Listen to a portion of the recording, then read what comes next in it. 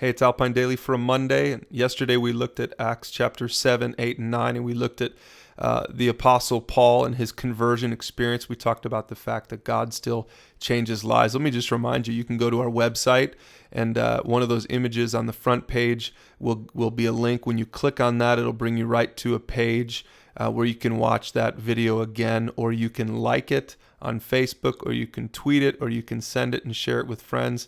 So I know I thought it was just an impact. Those stories were so powerful and impacting, and feel free to share that. It'd be a great way to share that truth with people in your own life.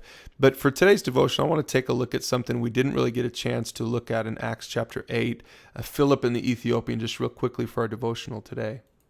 This is another cool story of a changed life. It says, "Now an angel of the Lord said to Philip," one of the disciples, said, "Go south to the road that goes down from Jerusalem to Gaza." So he started out, and on his way, he met an Ethiopian eunuch, an important official in charge of all the treasury.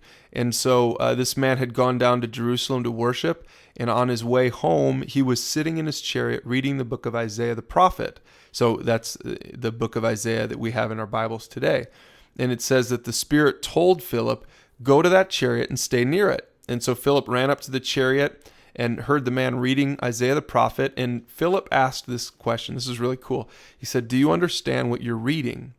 And Philip said, "How can I unless someone explains it to me?" See, he didn't know anything about Jesus yet. He only knew the Old Testament stuff. And so he invited Philip to come up and sit with him. And this is the passage of scripture that the eunuch was reading, right from Isaiah, right in our Bibles. It's still in there today. It says, "He was led like a sheep to the slaughter, and as a lamb before its shearer is silent, so he did not open his mouth."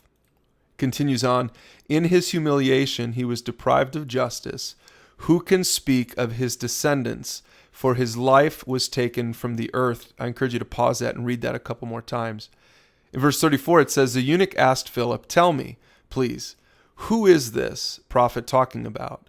Himself or someone else?'" See, he didn't know. The eunuch was reading this passage. It turns out it was a prophecy.